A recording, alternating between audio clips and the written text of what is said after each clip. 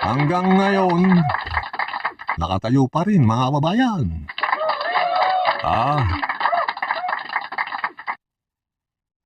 Na-damage ng konti nung bagyong Yolanda pero lamang sa buwan na ayos agad mga kababayan. Ayan po, may magkala po yung natin.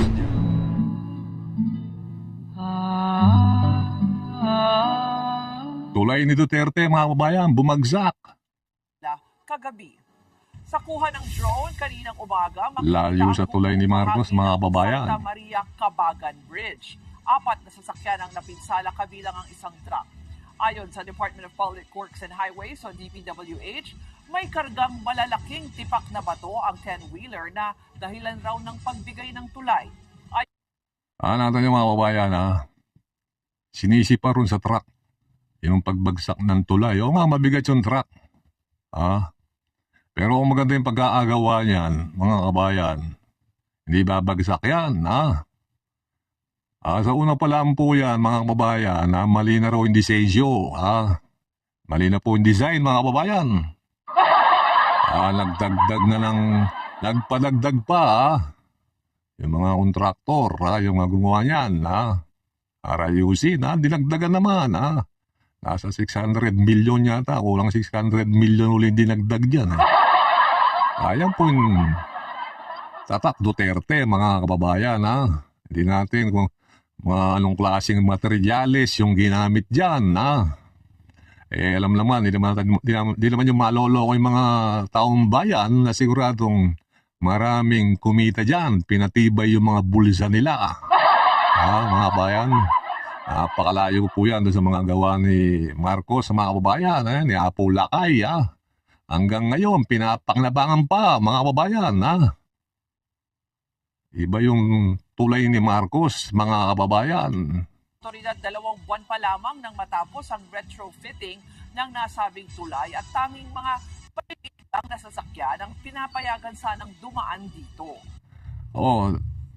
2 buwan lang po mga kababayan katatapos lang magmula nung inayos kasi nga mali yung design Bumagsak na, buti. Walang ganong nasaktan. May mga nasaktan po mga kababayan.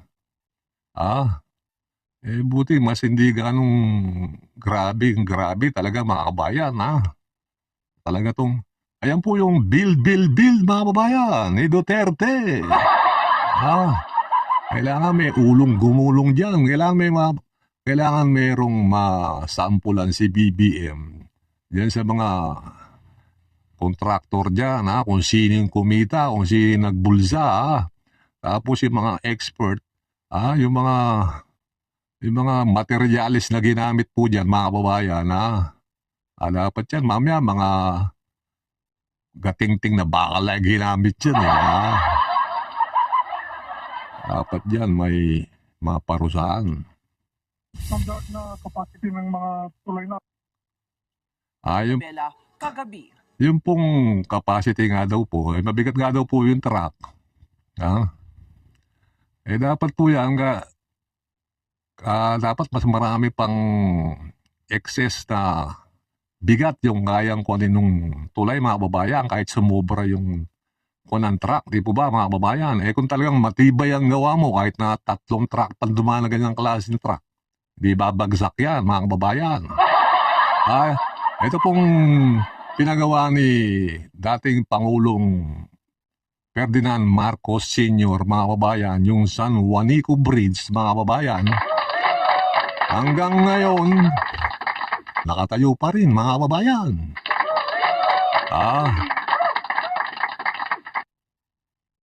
Na-damage ng konti nung bagyong Yolanda pero lamang sa buwan na ayos agad, mga kababayan. Ayan po, may magkala po yung nagastos dyan. 153 million yata mga kababayan. Nakatayo ng tibay, hanggang ngayon pinapakanabangan, nakatayo pa rin. Malayo doon sa tatak Duterte, doon sa tatak Marcos na tulay, mga kababayan. Yung napatayo yata ni Duterte, mga kababayan, mga pogo, Ito po si dating Pangulong Ferdinand Marcos Sr., mga kababayan. Marami pong napatuyo yan. Yung heart center, lung center, CCP, mga kababayan, dyan po sa may Roas Boulevard, Marami pong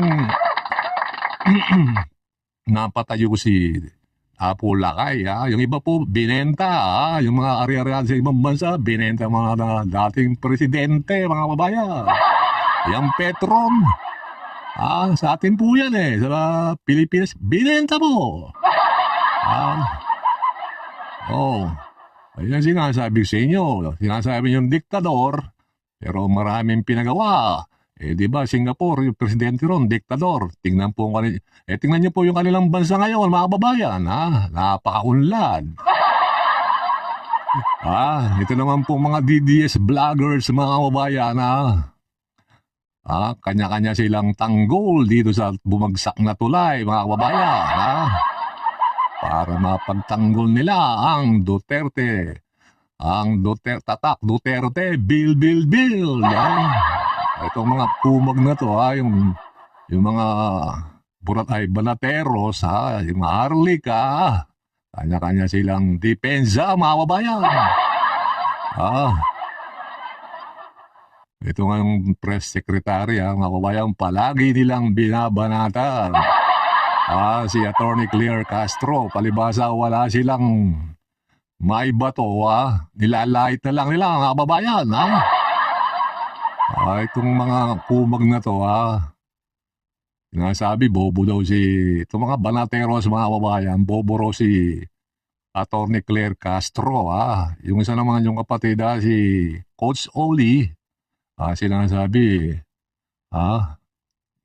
gagawin na lang daw ng laruan si Attorney Claire Castro, Ito naman si Boss Dada, mga kababayan, aso daw ng mga Marcos, aso daw ng Malacanang, Tingnan natin, maghintay lang kayo, ng sapat na panahon, magkikita-kita rin kayo yan, Sinasabi ko lang sa inyo, mga kumag kayo, Akala nyo, ka-level nyo si Jason sa mga hinayupak na to, Jason sa tunay na broadcaster yan, mga muong kayo.